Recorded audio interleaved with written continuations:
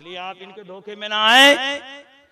ये आपके दीन और ईमान के डाकू हैं और इनसे ज्यादा और खतरनाक सुलह कुल्ली है, जो अपने आप को सुन्नी सहीउल अकीदा बताएंगे लेकिन हलवा और गोबर को एक करने की कोशिश करेंगे।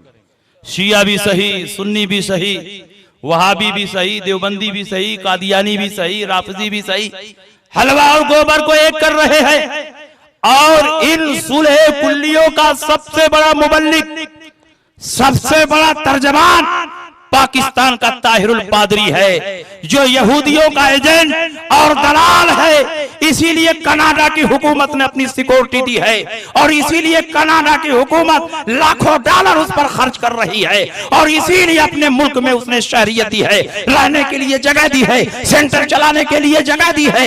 ये सारी सहूलतें इसलिए नहीं कि ताहिरुल कादरी अहले सुन्नत वल जमात का सच्चा मुबल्लिग और तर्जमान है, इसलिए सहूलतें दी जा रही हैं ताकि इस्लाम में ये फितना पैदा करे, कुफ्र और इस्लाम को एक करने की कोशिश करे। ये ताहिरुल कादरी उम्मत मोहम्मदिया का मुबल्लिग नहीं, मसलक अहले सुन्नत का मुबल्लिग नहीं, बल्कि सुलह कुल्लियत का सबसे बड़ा मुबल्लिग।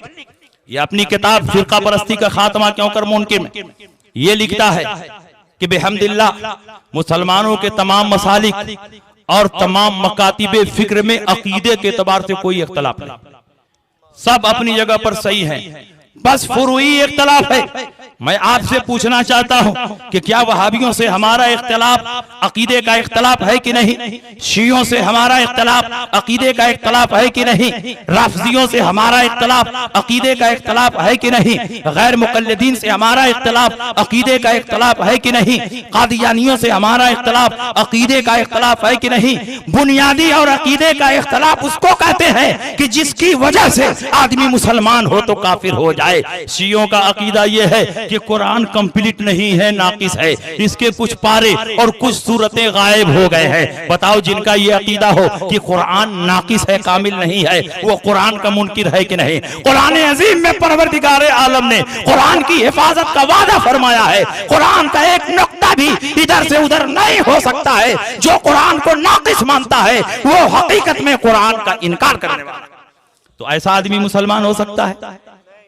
शियों का अकीदा यह है कि आयशा सिद्दीका पर बदकारी की हद जारी की जाएगी जब इमाम गायब आएंगे।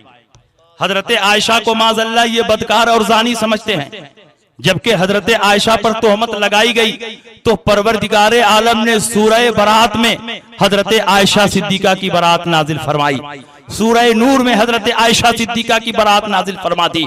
जब कुरान अजीम ने हजरत आयशा सिद्दीका को पाक और साफ मान लिया, अल्लाह का कलाम गलत नहीं हो सकता, हमारा ईमान है कि हजरत आयशा सिद्दीका पाक दामन है। लेकिन ये शिया कहते हैं कि जब इमाम गायब आएंगे तो बदकारी की सजा उनको देंगे, उन पर हद जारी करेंगे। तो बताओ ये कुरान के इनकारी हुए कि नहीं हुए। तो जिस बात से आदमी मुसलमान हो तो काफिर हो जाए, वो इख्तलाफ बुनियादी है कि फुरूई इख्तलाफ है। तो शियों से हमारा इख्तलाफ बुनियादी है, फुरूई इख्तलाफ नहीं। फुरूई इख्तलाफ इसको कहते हैं कि नमाज में चाहे नाफ के नीचे हाथ बांधो या नाफ के ऊपर हाथ बांधो, दोनों तरह की हदीसें मौजूद हैं, इस पर अमल करो तो भी नमाज हो जाएगी, इस पर अमल करो तो भी नमाज हो जाएगी।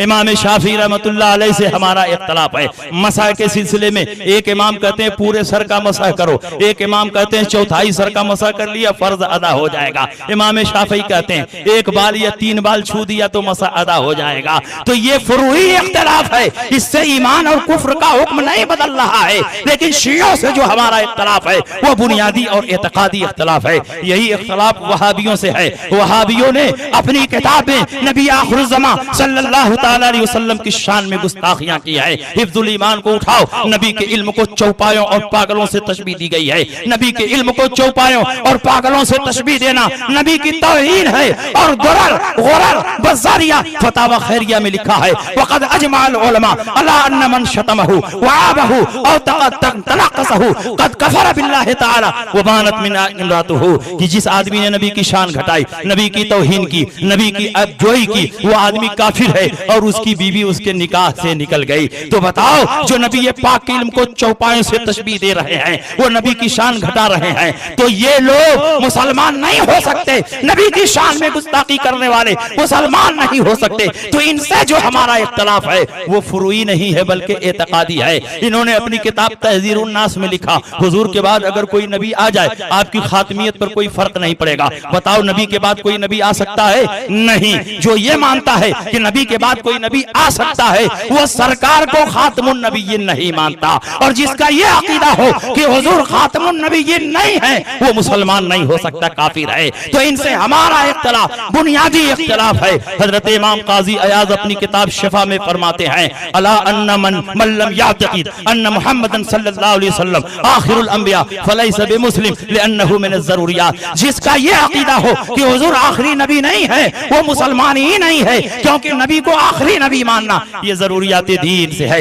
इन्होंने अपनी किताब बराहीन कातिया में लिखा, शैतान और मलकुल मौत का इल्म नबी से ज्यादा है। जो नबी के इल्म को घटाए, शैतान मलकुल मौत के इल्म को बढ़ाए, क्या वो आदमी मुसलमान हो सकता है? नसीमुर रियाज में लिखा है, मन काला फुलानुन आलमु मिनहु सल्लल्लाहु अलैहि वसल्लम फहुव साबुन हुक्मुहु हुक्मुस सा। जिसने ये कह दिया कि फला का इल्म नबी से ज्यादा है, उसने नबी को गाली दे दी और उसका हुक्म गाली देने वालों की तरह है। तो इनसे हमारा इख्तिलाफ बुनियादी इख्तिलाफ है। लेकिन ताहिरुल कादी कहता है कि दुनिया में जितने कलमा गो हैं सब मुसलमान हैं, इनके दरमियान कोई बुनियादी इख्तिलाफ नहीं है। इसीलिए किसी को काफिर न कहो, किसी को फासिक न कहो, किसी को गुमराह न कहो। इसीलिए ताहिरुल कादरी ये कहता है कि मैं वहाबी उलमा के पीछे सिर्फ नमाज पढ़ना पसंद ही नहीं करता, मौका मिलता है तो पढ़ भी लेता हूँ। ताहिरुल कादी कहता है शिया सुन्नी में कोई फर्क नहीं। ताहिरुल कादरी के नजदीक यहूदो नसारा भी अहले ईमान से हैं, जबकि कुरान ने जगह जगह यहूदो नसारा को काफिर फरमाया है।